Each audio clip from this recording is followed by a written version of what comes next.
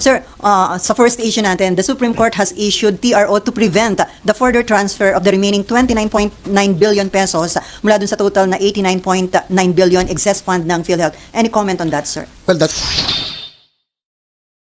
a very welcome development, no? Of course, as the principal sponsor and author of the Universal Healthcare Act, of course, I would like to give priority to the implementation of UHC, no? And a big factor in the success of its implementation is PhilHealth, no? Because that's the primary agency that is tasked to implement the UHC. And ang ano rito kasi, ang naging controversial tong 89 billion na that was declared as an excess funds, although nandun kasi sa GAA that the Department of Finance may tap excess funds of GOCCs and other agencies for other priority programs. But for me, it's already it's in the law that the funds should be used solely for the benefit of the members, which is ang ibig sabihin, lahat ng Pilipino ngayon ay considered na member, so dapat unahin muna ang benefits sa members and to cover, no, the expenses and the medical needs of the people. So hindi rin natin masisi ang DOF because there are priority programs, yung mga nakapark na funds, they would like to access to fund the priority measures. But ang ano rito, yung PhilHealth, why would they declare an excess fund of 89 billion? Ngayon po, ang dami pa rin nahihirapan sa medical bills, di ba? While people are still struggling to pay the medical expenses, there are still hospitals that haven't been paid. Yung premium natin, no, hopefully, when we pass the UHC amendment, we will be able to adjust it to a lower rate para naman maka-recover tayo because of the pandemic. But not until that is passed, that the least the PhilHealth can do is to cover all Filipinos, because we are already, nafo-frustrate ako kasi, as the sponsor and author of the Universal Healthcare Act, we are already entering the 5th year of implementation of the UHC. It's a 10-year program, it's a work in progress, but by this time, it should already be felt by most of the Filipinos, no? Kasi nasa going 5th year, and our intent is to give access to good quality healthcare for all Filipinos without the financial burden. Yan ang intent ng law.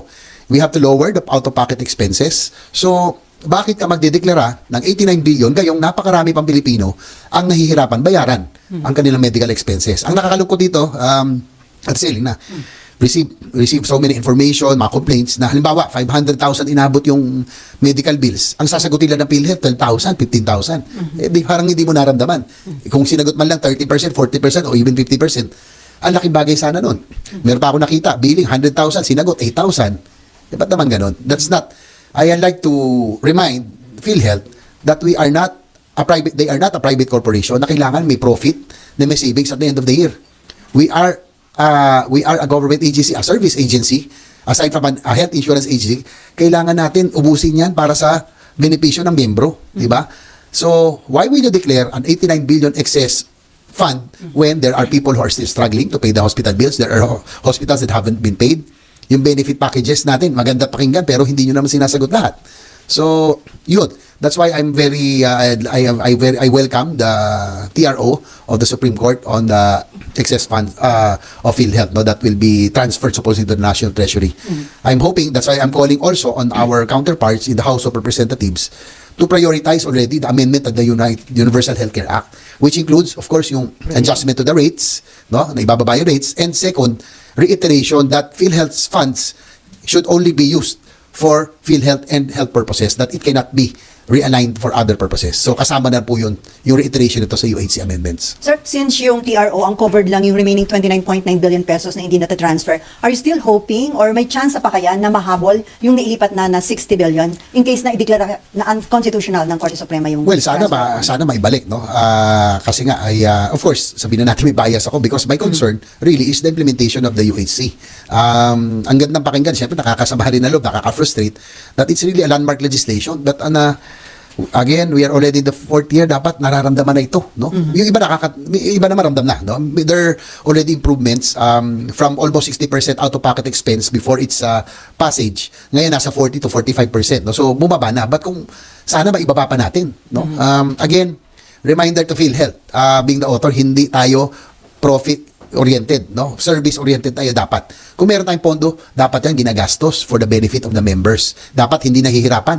Ang mga indigents, yung mahihirap, yung mga PWDs, yung mga senior citizen na walang kapasidad na magbayad ng kanilang hospital expenses, dapat inuuna natin sila before declaring an excess or savings. 'di ba? So hindi ang DOF ang may kasalanan dito. I think it's PhilHealth kasi bakit kayo magdedeklara hangga't may nahihirapan? So what do you think should be done, sir, to prevent this from happening again aside dun sa approval ng proposed amendments sa UHC law? Well, yun lang. Sana we stick to the implementation of the law. Nandun naman talaga yun that funds should be used for members, for the benefit of the members and for health purposes. No, kailangan lang natin i-reiterate yun.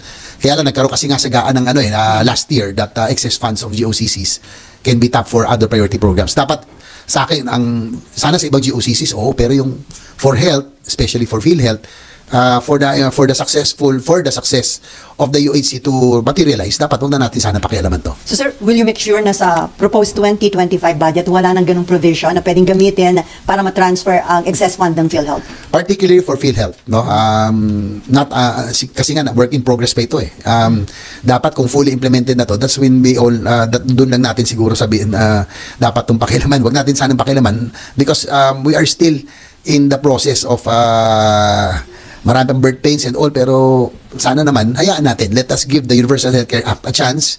It's a landmark legislation that's really intended to ease the burden of the ordinary Filipinos. Kasi kaya nga ako talaga, one of the reasons that I really wanted to make it back to the Senate nung nawala ako, is to really monitor and itong implementation ng UHC, no? Kaya nga siguro as the principal sponsored author of this measure, I will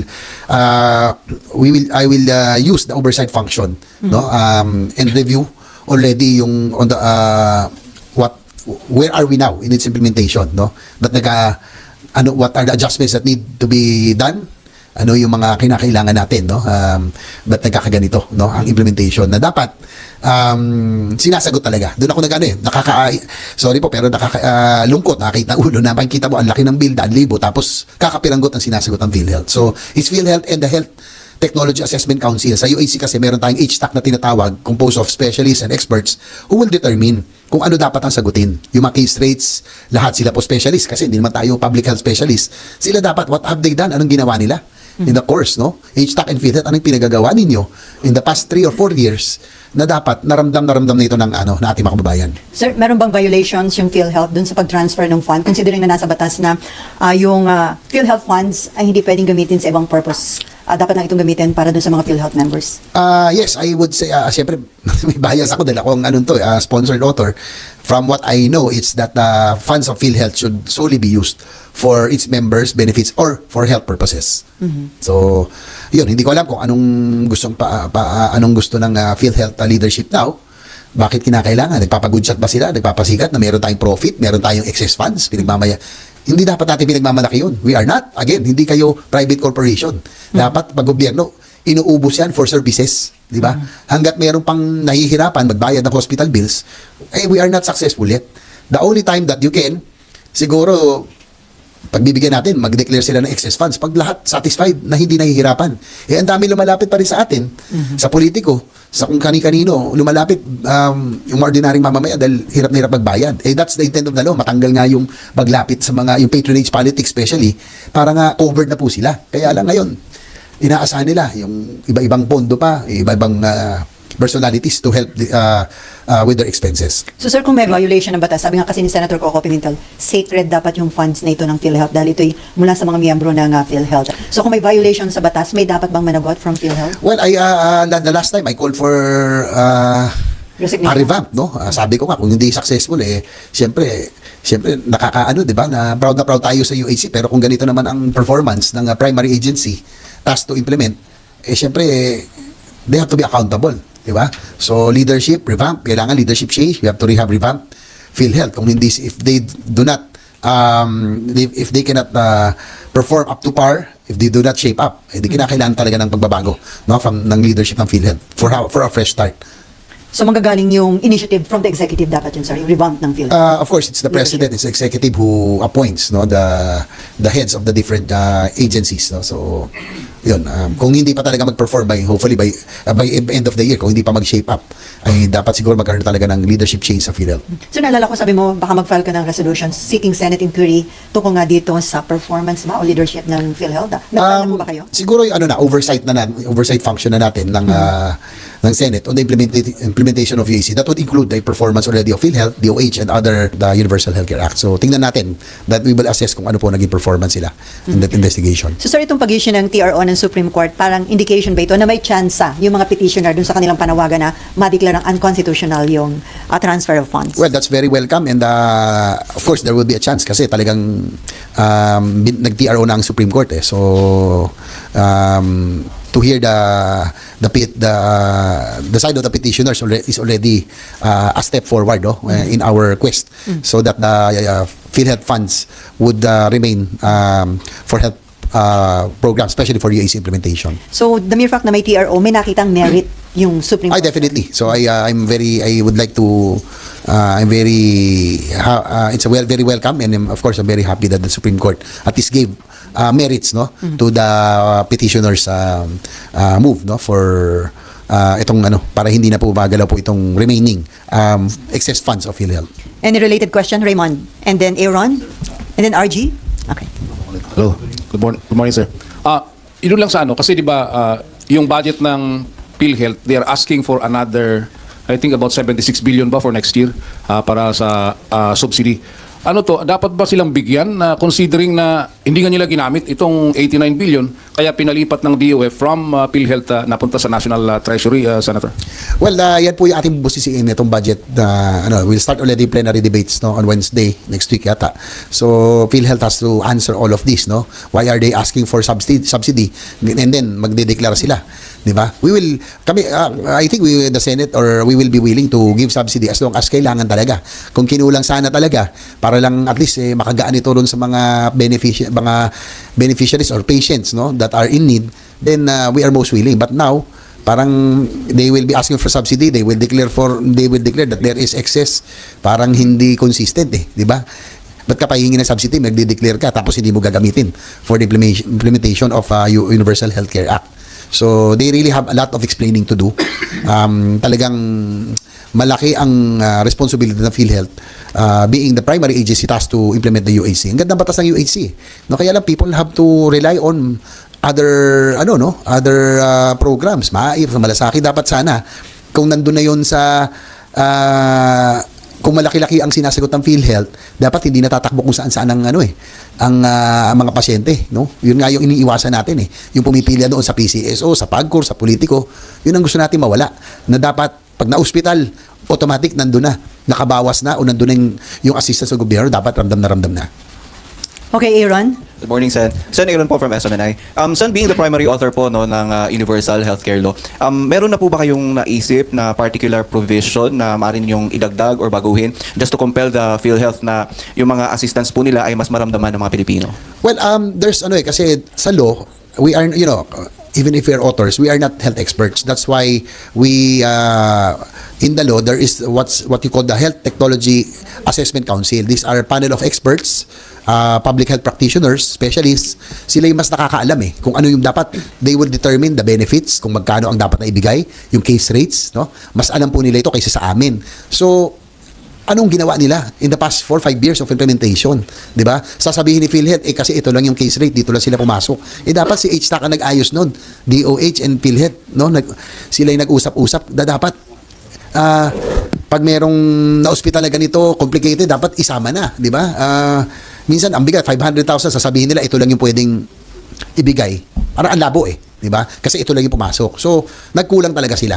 So, that's why I would want, hopefully, when we resume, I know it's budget season already, I would like the oversight function na mag-ano na natin, gamitin natin oversight function natin on the implementation of UAC. So that we can determine, sino ba nagkulang? Si HTAC ba? Si PhilHealth ba? DOH? Sino ba nagkulang sa mga agencies? So, there's still time. But we have a lot of catching up to do. Kasi nasa 5th year na tayo, dapat ramdam na ito So may natutulog dito. It's either HTAC or PhilHealth. Again, hindi ang National Health Insurance, alam naman natin insurance kung makakataka sa mga claims para tumaas yung profit, di ba? Ganun naman private. Hindi tayo private. PhilHealth is public, Again, reminder, pag gobyerno ka, kung may pondo ka, ang dapat yan, hindi savings. Ginagastos yan para sa serbisyo. Ganun ako, mula nung mayor ako, talagang hindi natin pagmamalaki dapat na may surplus tayo, dapat yan ginagastos for services. Sir, may patanong lang. Ay, meron ka pa, Aaron? No more? Ano lang po sana, sir? Meron po ba silang, kumbaga, parang, meron po ba silang yearly report, like, meron po ba silang yearly reports din kung paano nakaka-apekto sa kanilang yung UHC? Like, kung paano nila, yung nagagastos nila for the UHC? Well, kasi pag merong hearing, investigation, si PhilHealth President, ang ganda ng parang very rosy, no? Kinikwento niya lahat ng benefit packages, parang nagawa nila, nasa batas yun Yung Z benefit packages, yung complicated diseases, no? Yung mga, nag-level up naman talaga. Halimbawa, for kidney transplant, may 600,000, open heart bypass, 500,000, breast cancer from 150 to 200,000, pag severe pneumonia, 300,000. Nag-level up naman talaga yung packages, pero bakit hindi nyo binibigay? Di ba? Ang daming lumalapit sa amin, nakikita ko, syempre, nakakalungkot, nakaka-frustrate, dapat sinasagot nyo. Kung 30%, 40%, ang laking bagay na sana, much more, kung kalahati man lang, masagot nyo. Kung ang sarap, siguro, ang sarap ng pakiramdam ng mga kababayan natin, kahit papaano, yung pinapasa nila, sinagot ng PhilHealth, ng gobyerno ng kalahati, no? Or majority. And that's the intent of the law. Kaya nga, sino ba natulog dito? Di ba? Sino natulog dito? Sa HTAC ba? Si PhilHealth?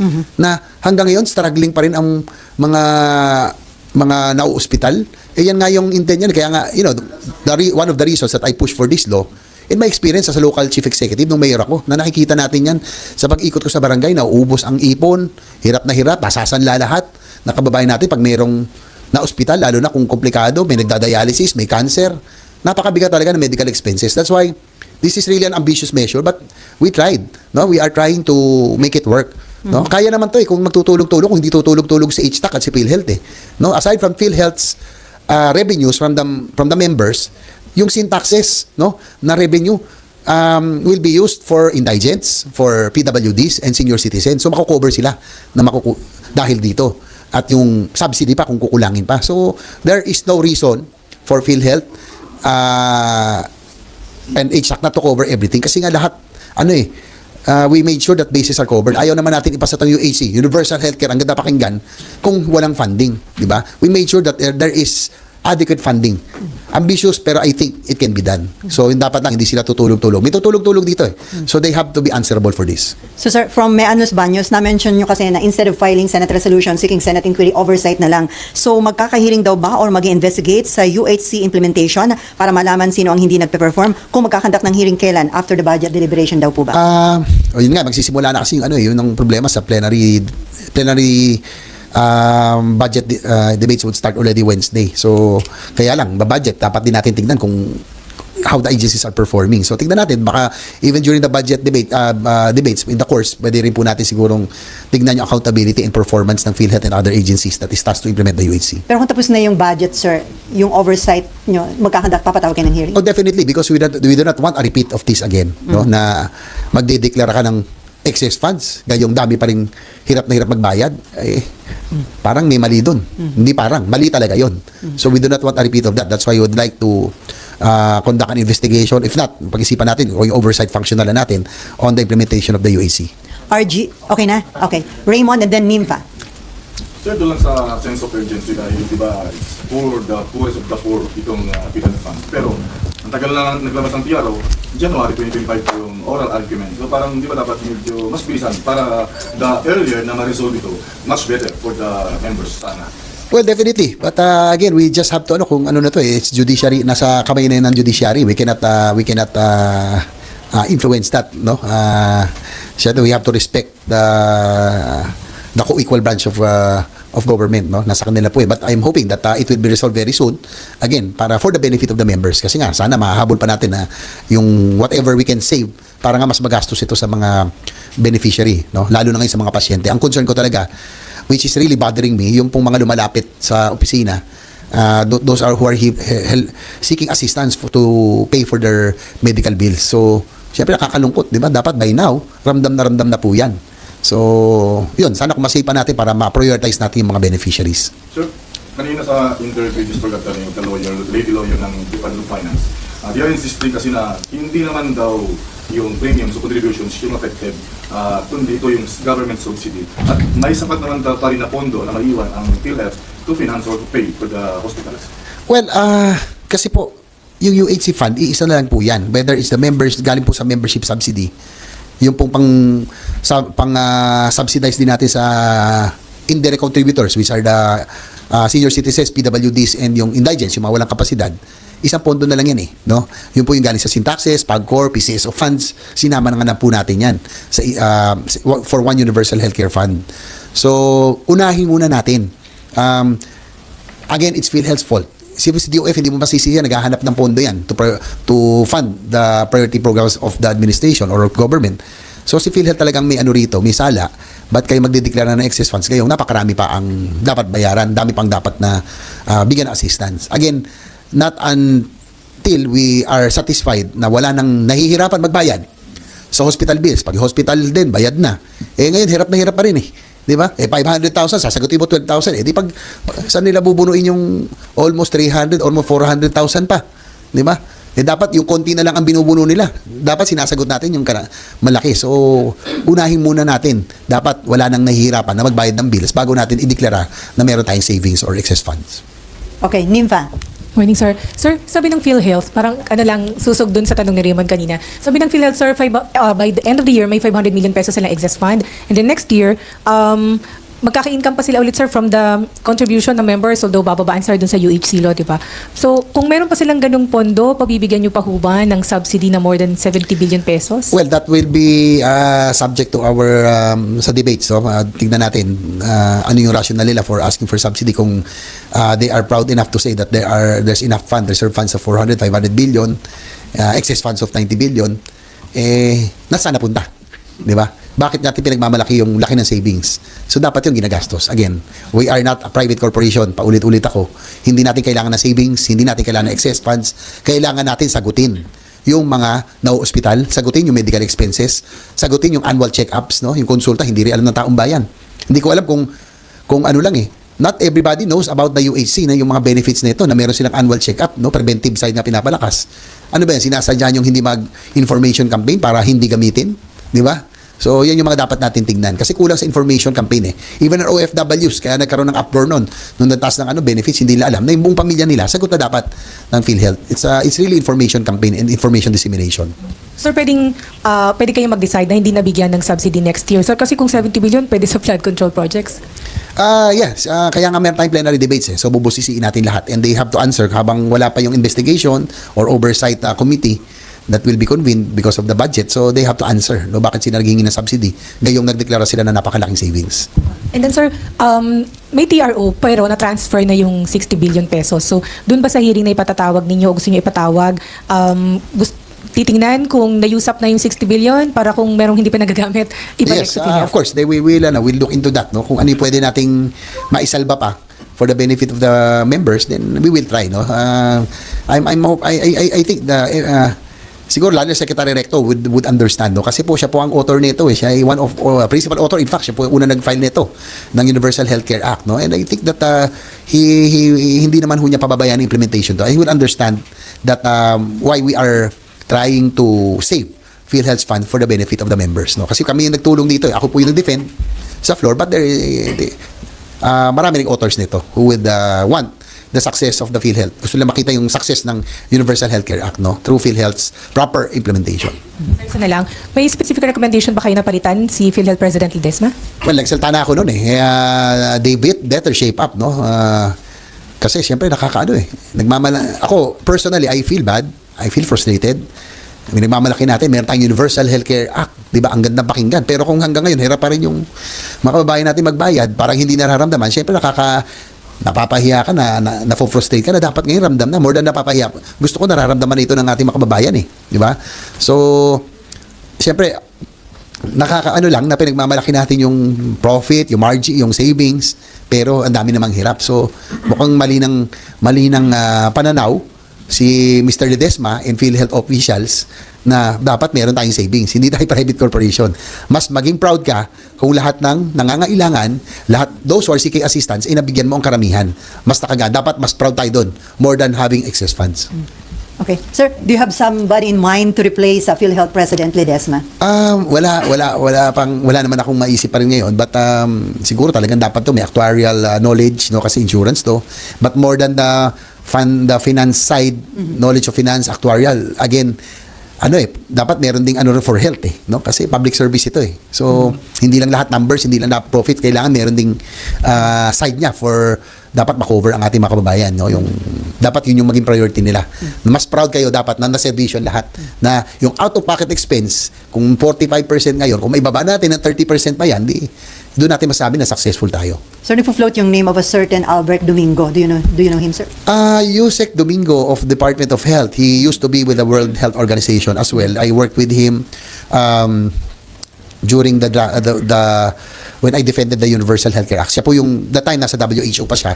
So together with advocates, nakasama po natin si now Yusek Albert Domingo. And din siya, talagang advocate yan and talagang really passionate about the implementation of the Universal Healthcare Act. And do you think he's qualified to become PhilHealth President? I think in terms of yung sa aspeto ng health services, galing ng WHO, nag-USEC ng DOH, nandun. Pero kailangan din natin ng finance person, no, to make sure that the funds are managed well, yung actuarial knowledge, no. Hirap yun Ako, hindi ko rin maintindihan yung maganyan. So, kailangan natin yung mga taong marunong may actuarial background and financial experts as well. So, dapat it's a team, no. Dapat kung nandiyon yung PhilHealth team, kung maganda, maayos. Tapos yung HTAC, Health Technology Assessment Council, to decide on the case rates, benefits. There's no reason for the UHC not to work.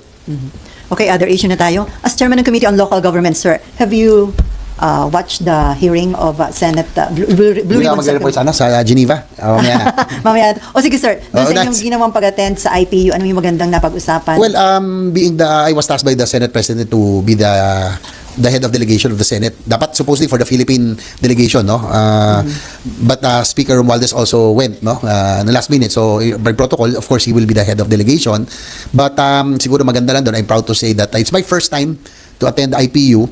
But nandun ako sa ASEAN Plus 3 Forum, I told myself na let's make it worthwhile, no? Na hindi naman masayang yung pamasahe natin lahat. So I reiterated the Philippine position on the West Philippine Sea in the presence of China. Nandun, nakikinig, siguro nakita yung sa post ko, that we do not want war, we want to exhaust all diplomatic means. But sabi nga we speak softly but we carry a big stick, no? Habang we are exhausting diplomatic means, we are dapat on our side, we are trying to also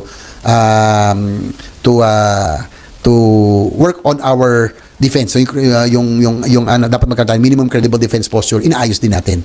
Kumbaga I'll took advantage of that forum because as I mentioned, we have to exhaust all diplomatic means sa United Nations, itong Interparliamentary Forum, hopefully to the parliamentarians, magkaroon ng resulto. Hopefully the ASEAN countries which are being harassed also or intimidated by China's expansionism, hopefully we can band together and prevent this further expansionism and intimidation. So at least nagsalta po ako sa forum, no? And reiterated our country's position that we will fight for our sovereignty, we will fight for our Coast Guard, Navy personnel, and more importantly, the fishermen, no, na ipaglalaban natin, and our sovereignty.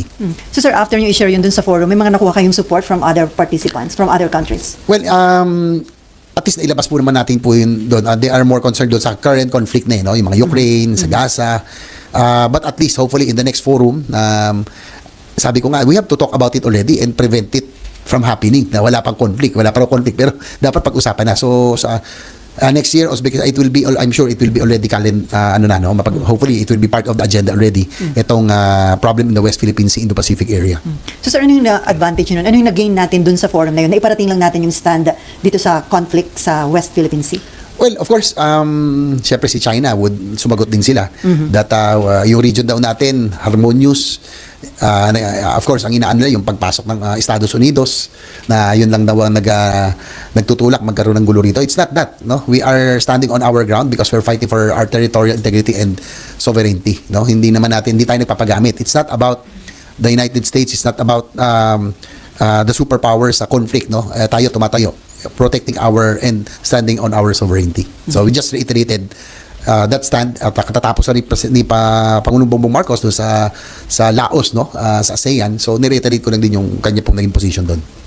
Sir, as Chairman ng Committee on Local Governments and bilang dating San Juan Mayor, would you like to comment on what former President Duterte has said dun ho sa Senate hearing? Ang sabi niya, ang imperfections o problema sa illegal drugs o sa war on drug nasa mga local government units dahil hindi daw nakikiisa ang mga mayor. Hindi daw mawawala ang illegal na droga kung may mga mayor mismo ang sangkot dahil laging pera ang habol o kaya naman daw ay natatakot labanan ng illegal drugs dahil ayaw ng gulo at ang target lang ay re-elections. Well, of course, hindi dapat pwedeng i-tolerate yung ganun kung talagang totoo nga po yun, no? Public officials should never be involved in drug trade or tolerate drug trade, no? As former mayor, of course, galit din naman tayo dyan, no? Wala tayong patawad, no? No negotiation when it comes to drug cases, pushers, kahit may lumapit, hindi natin pinagbibigyan. But of course, we do not condone extrajudicial killings, no? Hindi naman natin yan kinokondone. But like him or not, just like to yung pong pag-take na responsibility ni Pangulong Duterte for the actions of his administration, kumbaga inako niya lahat sabi niya, I am responsible, wala siyang tinuro. So, subject of debates whether yung kanila pong diskarte tama o mali, no? Yung mga revelations during that hearing, it's up already to the DOJ and other concerned agencies on how they will process if there is already enough basis for the filing of cases. Sabi nga ni former President Duterte, they file the cases, no? So let us, it's time to let our justice system take its course, no? Let DOJ, other concerned agencies do its job, no? Na nasa kanilang bola, yung bola nasa kanilang kamay na po yun.